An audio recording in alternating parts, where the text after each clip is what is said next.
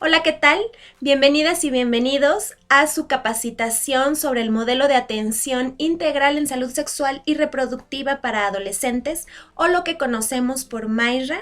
Mi nombre es Angélica Molina y ahora vamos a conocer lo que es el marco normativo y jurídico en los que está basado nuestro modelo.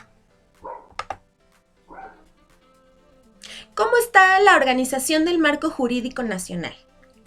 Bueno, la intervención del sector salud en la atención de la salud sexual y reproductiva de las y los adolescentes se fundamenta en un marco legal de derechos humanos, nacional e internacional, que establece las atribuciones y las obligaciones en la materia.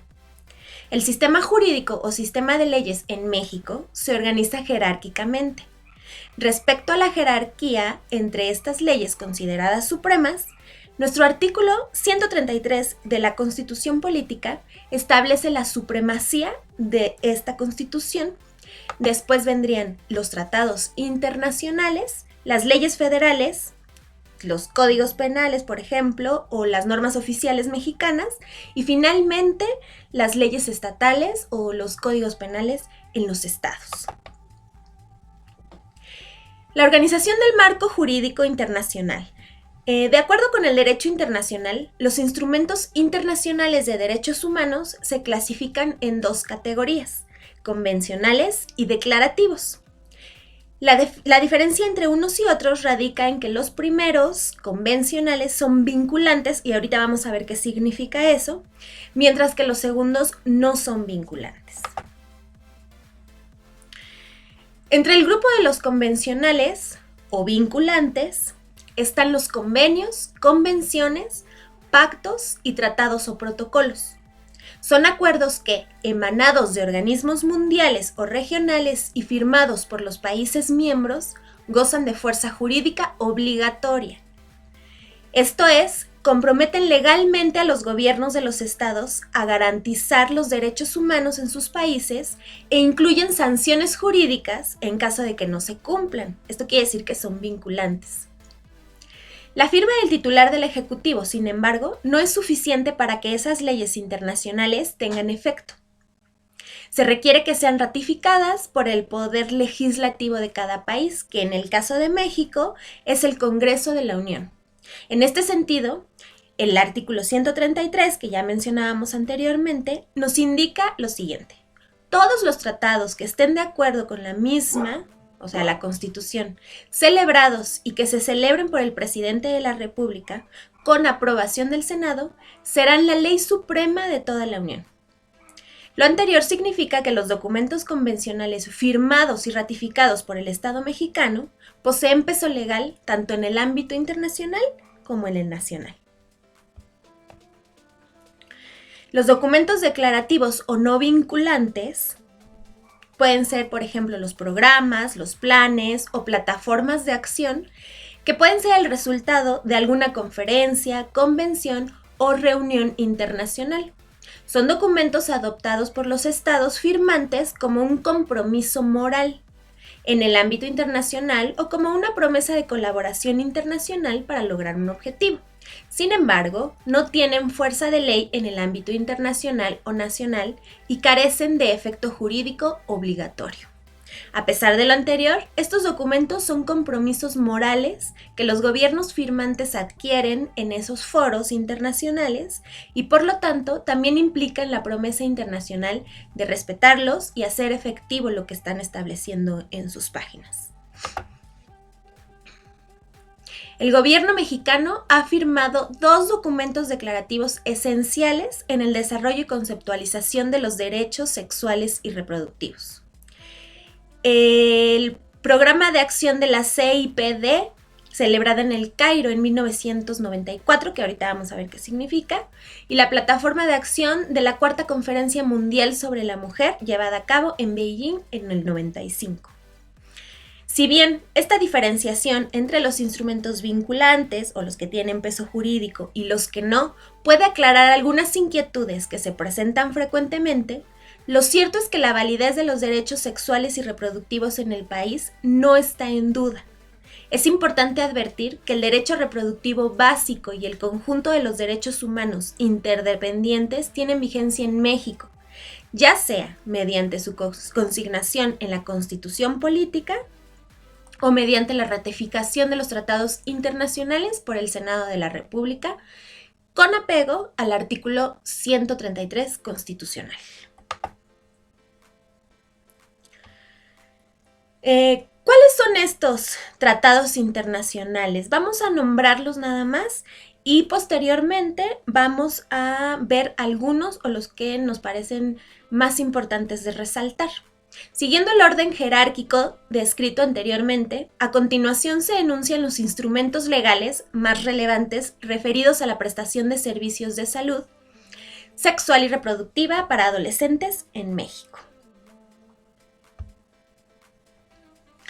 Está la Declaración Universal de Derechos Humanos, la Convención Americana sobre Derechos Humanos, el Pacto de San José, Costa Rica, la Convención sobre la Eliminación de todas las formas de discriminación contra la mujer, el Pacto Internacional de Derechos Civiles y Políticos, el Pacto Internacional de Derechos Económicos, Sociales y Culturales, el Protocolo Adicional a la Convención Americana de Derechos Humanos en materia de derechos económicos, sociales y culturales, la Convención sobre los Derechos del Niño, la Conferencia Internacional sobre Población y Desarrollo, que ha tenido varias revisiones en varios años posteriores, la Convención Interamericana para prevenir, sancionar, erradicar la violencia contra las mujeres, la Cuarta Conferencia Mundial de la Mujer, la Declaración del Milenio, la 10ª Conferencia Regional sobre la Mujer de América Latina, la Convención Iberoamericana de los Derechos de los Jóvenes. Todas estas, si ustedes las van conociendo, se van a dar cuenta de las que acabamos de nombrar, todas son vinculantes. Es decir, todas están ratificadas, además de nuestro presidente de la República en su momento de haberlas firmado, por el Senado de la República. En cuanto a las leyes, está la Ley Federal para Prevenir y Eliminar la Discriminación, que estas están publicadas en el Diario Oficial de la Federación para quien guste revisarlas. Todas están dispuestas al público, entonces las podemos buscar así. En el Diario Oficial de la Federación está la Ley para Prevenir y Eliminar la Discriminación, la Ley General de Salud, por supuesto, la Ley General de Acceso de las Mujeres a una Vida Libre de Violencia, la Ley General de los Derechos de las Niñas, Niños y Adolescentes, la Ley General de Población en su última reforma. En cuanto a reglamentos, en nuestro país tenemos el Reglamento de la Ley General de Salud en materia de prestación de servicios de atención médica, en el cual está basado también mucho de lo que está en nuestro modelo, Reglamento de la Ley General de Población y las normas que ustedes conocen muy bien, que son la 005, que es la norma oficial mexicana de los servicios de planificación familiar, la norma 046, que es la de violencia familiar, sexual y contra las mujeres, los criterios de prevención y atención, la 010, que es para la prevención y control de la infección por virus de la inmunodeficiencia humana, la norma técnica para la interrupción voluntaria del embarazo y, por supuesto, la norma 047 para la atención a la salud del grupo etario de 10 a 19 años de edad, que sin duda la tenemos que conocer. ¿Qué acuerdos existen en nuestro país que nos llevan a hacer el trabajo que se realiza en salud sexual y reproductiva? Bueno, está la Declaración Ministerial Prevenir con Educación, realizada en 2008, y la Conferencia Mundial de la Juventud, México 2010. ¿Qué programas nacionales y sectoriales existen? Está el Plan Nacional de Desarrollo, del cual se desprenden todos los programas nacionales, como por ejemplo el de población, el de derechos humanos, el de igualdad y no discriminación, el de prevenir, atender y sancionar y erradicar la violencia contra la mujer, el programa sectorial de salud, educación, por supuesto, y de desarrollo social. Los programas de acción específicos que podemos encontrar y en los cuales está basado nuestro modelo es el programa de acción específico de salud sexual y reproductiva para adolescentes. También está el de igualdad de género en salud, el de prevención y atención a la violencia, el de cáncer tanto de mama como cérvico-uterino, el de planificación familiar y anticoncepción, el de respuesta al VIH-Sida y a las infecciones de transmisión sexual, y el plan de acción del programa de país entre el gobierno de los Estados Unidos mexicanos y el Fondo de Población de las Naciones Unidas. Existen también algunos documentos llamados recomendaciones, así los podemos encontrar y también es información que está para todo público. Está primero las recomendaciones para la atención integral de salud de las y los adolescentes con énfasis en salud sexual y reproductiva. Está también consejería orientada a los jóvenes para prevenir VIH, ITS y para promover la salud sexual y reproductiva. Una guía para proveedores de primera línea. Y también están los criterios médicos de elegibilidad para anticonceptivos. En su 5ª edición, publicada en 2015, mejorando la calidad de la atención en planificación familiar. Que esta es importante que aquellos que dotan de anticonceptivos a las y los adolescentes, pues la conozcan y la tengan entre sus documentos principales. ¿Qué es lo que nos marcan algunos de los documentos que acabamos de mencionar? Bueno, de entrada, en el artículo 4 de nuestra Constitución Política de los Estados Unidos Mexicanos, nos dice que toda persona tiene derecho a decidir de manera libre, responsable e informada sobre el número y el espaciamiento de sus hijos. Si lo vemos en el orden jerárquico que estábamos viendo al inicio, pues nos vamos a dar cuenta que nuestra Constitución Política, que es el nivel más arriba en esta jerarquía, nos está diciendo que es un derecho de las y los mexicanos decidir libre, pero también de manera informada, el número y espaciamiento de sus hijos. De ahí que se desprende todo lo que nosotros aplicamos en el área de la salud. Y, por ejemplo, de ahí se desprende también la norma 005 de la planificación familiar. Otro ejemplo está en la Ley General de Salud, en su artículo 67, en donde nos dice que los servicios de planificación familiar tienen carácter prioritario. En sus actividades se debe incluir la información y orientación educativa para los adolescentes y jóvenes. Asimismo, para disminuir el riesgo reproductivo, se debe informar a la mujer y al hombre sobre la inconveniencia del embarazo antes de los 20 años y después de los 35, así como la conveniencia de espaciar los embarazos y reducir su número. Todo ello mediante una correcta información anticonceptiva, la cual debe ser oportuna, eficaz y completa a la pareja o a la persona que esté solicitando la información. Los servicios que se presten en materia constituyen un medio para el ejercicio del derecho de toda persona a decidir de manera libre y responsable sobre el número y espaciamiento de sus hijos, que es lo que nos marca la Constitución. En la Ley General de los Niños, Niñas y Adolescentes, en su capítulo 9 del artículo 50, nos dice que es nuestro deber ofrecer atención pre- y postnatal a las madres, garantizando el acceso a métodos anticonceptivos. Impulsar programas de prevención y orientación sobre infecciones de transmisión sexual y el VIH y SIDA. Establecer las medidas tendientes a prevenir embarazos tempranos. Asegurar la prestación de servicios de atención médica respetuosa, efectiva e integral durante el embarazo, parto y puerperio, así como proporcionar asesoría y orientación sobre la salud sexual y reproductiva. Si ustedes se dan cuenta, pues son las actividades que hacemos, que ustedes hacen dentro de sus centros de trabajo. ¿Qué nos dice la Ley Federal para Prevenir y Eliminar la Discriminación en su artículo 9? Nos dice que negar o limitar información sobre derechos sexuales o información sobre derechos reproductivos o que impida el libre ejercicio de la determinación del número y espaciamiento de los hijos también se considera discriminatorio. Entonces es algo en lo que tenemos que poner mucha atención. No porque veamos que la o el adolescente es muy pequeño o consideramos que aún no tiene la edad para saber alguna información, yo no se la vaya a dar, ¿sí? Tenemos que tener en cuenta siempre que cuando decidimos no brindar esta información a la que tienen derecho, pues estamos yendo en contra de estos derechos precisamente.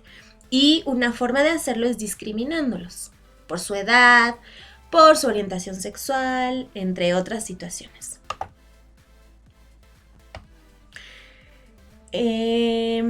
Otro párrafo importante viene en la norma 005 en su introducción y nos dice: la planificación familiar muestra un carácter prioritario dentro del marco amplio de la salud reproductiva, con un enfoque de prevención de riesgo para la salud de las mujeres, los hombres, las niñas y los niños, y su aplicación es un medio para el ejercicio del derecho de toda persona a decidir, y otra vez se repite lo que dice el artículo 4, de manera libre, responsable e informada sobre el número y espaciamiento de sus hijos, con pleno respeto a su dignidad.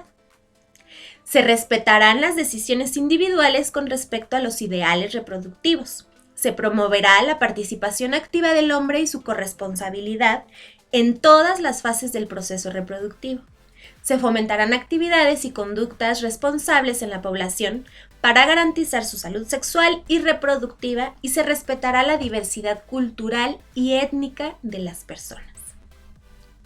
La CEDAW, que es la Convención sobre la Eliminación de todas las formas de discriminación contra la mujer, CEDAW por sus siglas en inglés, exhorta a los estados parte a garantizar los derechos de los adolescentes de ambos sexos a educación sobre salud sexual y genésica por personal debidamente capacitado en programas especialmente concebidos que respeten sus derechos a la intimidad y confidencialidad. Y esto es muy importante que tengamos en cuenta también, para que nosotros podamos decírselo a aquel que estamos orientando o que estamos atendiendo en algún momento, que la información que nos está brindando está segura con nosotros.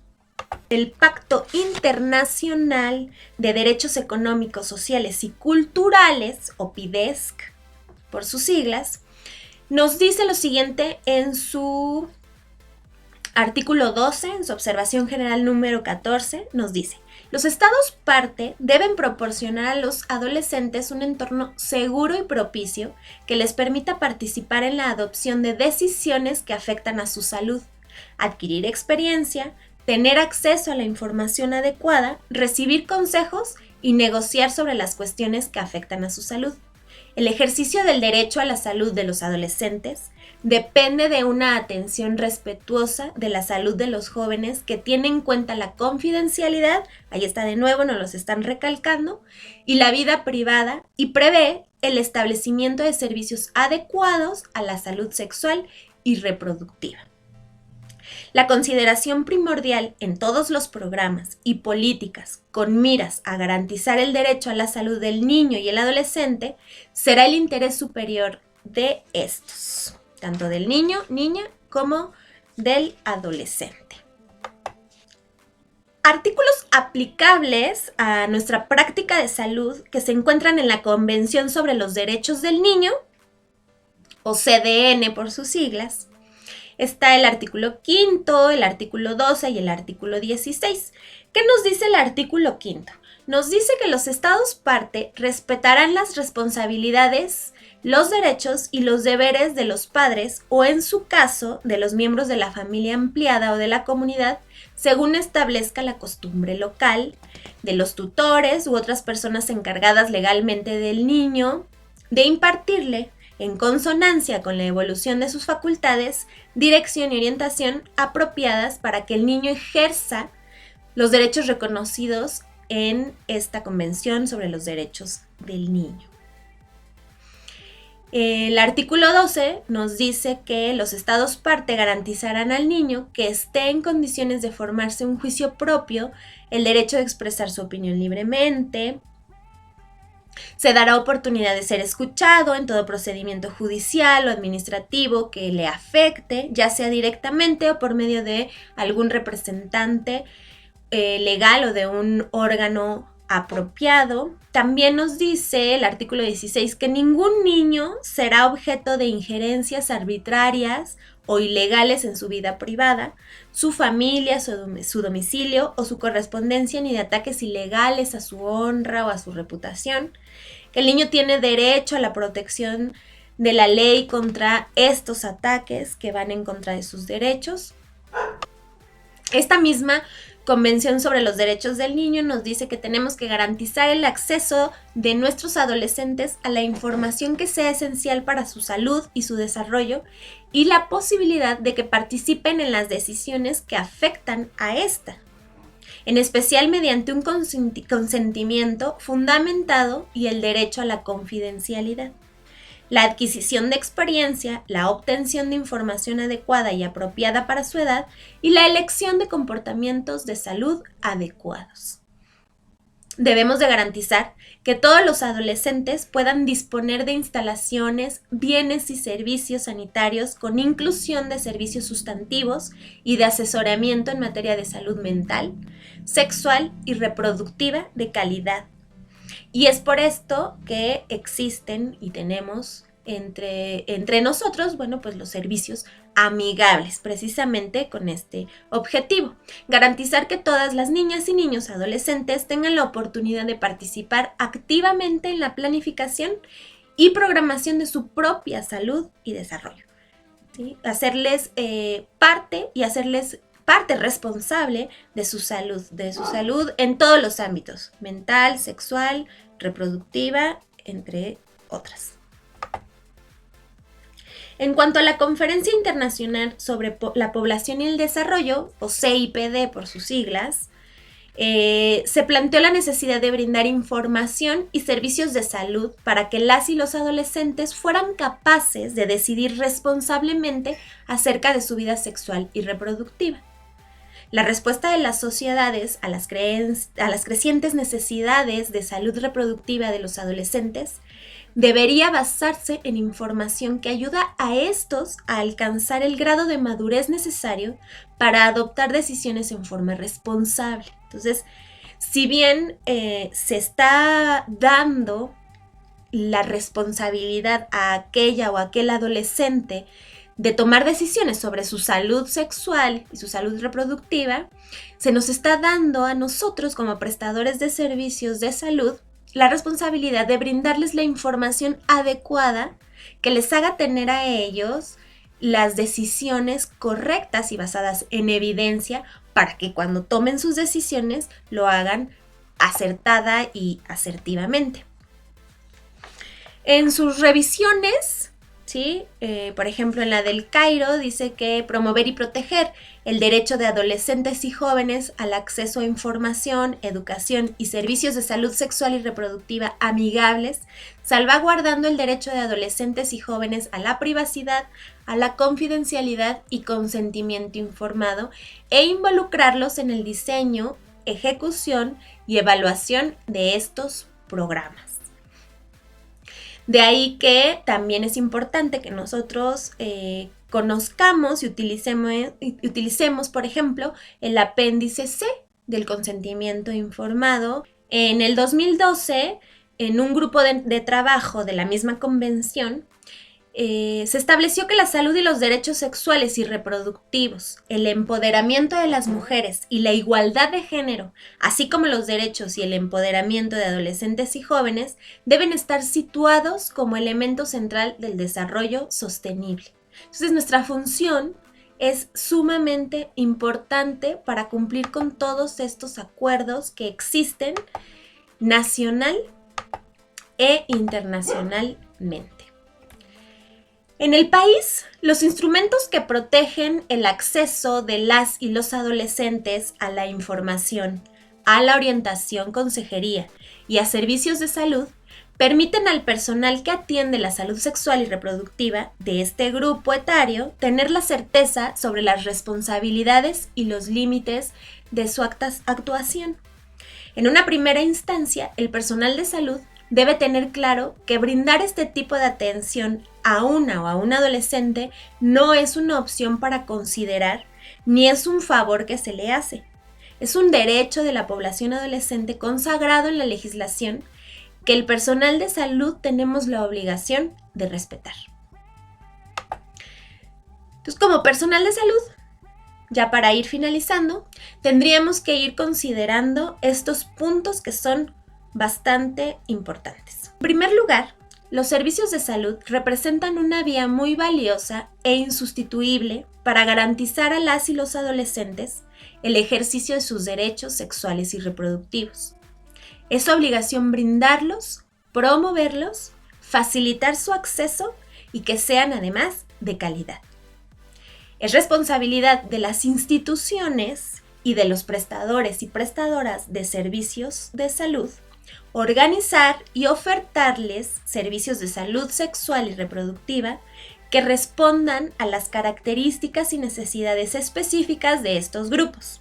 Su compromiso consiste en algo más que darles entrada a los servicios existentes para las personas adultas, sino más bien va un poco más al fondo, va a que nosotros que estamos en las comunidades, conocemos nuestras comunidades y vamos moldeando todos estos programas y todas estas indicaciones a la comunidad para que les sea realmente de uso y que sea eficaz para ellos, para los pobladores. Ningún adolescente, mujer u hombre requiere la autorización de su madre, padre o de un tutor o tutora legal para que le den una consulta. Eso es bien importante que siempre tenemos que tener presente.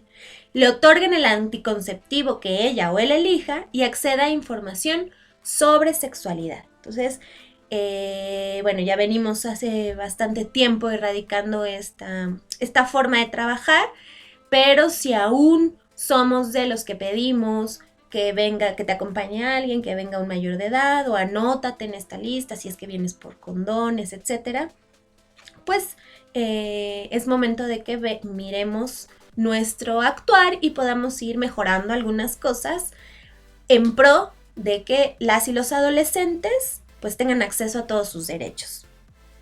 La capacidad de autonomía de estas personas, indispensable para tomar decisiones responsables en materia de sexualidad y reproducción, exige que se les oriente y guíe apropiadamente, y ese es nuestro trabajo.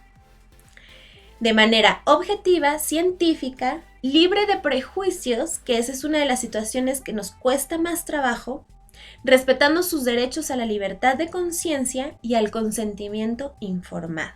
Entonces, como personal de salud tendremos que estar preparados para poder dejar a un lado aquellas creencias o pensamientos propios y poder brindarle la información a aquel o aquella adolescente que me la está pidiendo de una manera científica y alejada de toda opinión política o religiosa y que vaya en contra de sus derechos. Ningún adolescente, mujer u hombre, puede ser discriminado en los servicios de salud por razones de edad, etnia, orientación sexual, estado civil, ni cualquier otra situación que pueda llevarlos a vivir una discriminación. Más aún, la oferta de servicios disponible debe considerar la diversidad junto con la pluralidad de necesidades que de ahí se deriva y responder a ella de forma efectiva y respetuosa. Los servicios de salud deben asegurar la integridad física y moral de las y los adolescentes que acuden a estos. Esto implica respetar su derecho a la privacidad y a la confidencialidad. Y una vez más nos los están recalcando. Las actitudes del personal de salud no deben limitar las oportunidades de acceso de las y los adolescentes a los servicios de salud sexual y reproductiva. Las creencias de algunos prestadores y prestadoras, producto de una educación restrictiva con respecto a la sexualidad, no los exime del cumplimiento de la normatividad existente y están obligados a que tales prejuicios no se filtren a la atención que otorguen. ¿Sí? Es lo que comentaba hace un momento. Tendríamos que revisar qué parte de nuestra educación nos hizo falta acerca de la sexualidad, qué es lo que yo conozco, lo que no conozco, cuáles son mis prejuicios, mis creencias, para poder dar la mejor atención posible a aquellos adolescentes que nos la requieran. El personal de salud que tiene la voluntad de actuar en forma propositiva por una mejor salud sexual y reproductiva de las y los adolescentes está amparado por la normatividad y tiene en esta un aval para su atención o para su actuación. No hay que dudar en brindarles la atención. Por eso es importante conocer la normatividad. Si yo conozco la normatividad, no va a haber duda de lo que voy a realizar ya estando en consulta o en la atención a las y los adolescentes. Entonces, también es bien importante que sepamos y recordemos que aquello que yo desconozco no me va a eximir de alguna responsabilidad. Y lo decía el punto anterior, en la diapositiva anterior. ¿Qué quiere decir? Que aunque yo diga, es que yo no sabía esto, es que a mí no me lo habían enseñado, etcétera, no me va a quitar de responsabilidades acerca de alguna decisión tomada. Cualquier agravio a los derechos sexuales y reproductivos de las y los adolescentes puede calificarse de discriminación en su contra. Tal situación ocurre, por ejemplo, cuando no pueden obtener servicios oportunos de salud reproductiva. Se les niega la prescripción de métodos anticonceptivos, se les estigmatiza por alguna preferencia sexual, se les niega la información apropiada para que sus decisiones estén fundamentadas en información científica, se les restringe el beneficio de gozar de los avances tecnológicos que pueden contribuir a una vida sexual y reproductiva más segura, o cuando se reprueba que tengan relaciones sexuales y se les inculca vergüenza, temor, culpa, entre otras emociones. La ignorancia de la ley y de la normatividad no exime a los prestadores y prestadoras de servicios de salud de su cumplimiento. Me viene a la mente, por ejemplo, en algún momento que algún adolescente llegó a un centro de salud urbano a pedir una pastilla de emergencia y la persona que la atendió de los servicios amigables le dijo que le hacía cita para el lunes. Era un viernes y le estaba haciendo cita para el lunes para ir por su pastilla de anticoncepción de emergencia. Esto es algo grave porque se le estaba negando algo que ella necesitaba en el momento y que además sabemos que 3 días después ya no va a tener caso la toma de esta, o ya no va a tener la misma eficacia, y estábamos entonces yendo en contra de todos sus derechos, ¿no? De decidir sobre su cuerpo, sobre su vida, sobre sus embarazos, etc. Entonces siempre hay que estar bien pendientes de cuál es la manera que nos va a acercar a generarle un bien a ese adolescente que está frente a nosotros. Y no tanto lo que yo piense que es lo correcto, o lo que yo crea, o cómo yo haya actuado cuando tenía 15, 16, 17 años, sino más bien lo que necesita esa persona y en qué le puedo ayudar yo, como prestador de servicios de salud. Muy bien, bueno, pues esto es todo. Agradezco su atención. No olviden ir realizando sus actividades, como se los vaya marcando la plataforma, e ir dejándolas y subiéndolas en la misma. Gracias.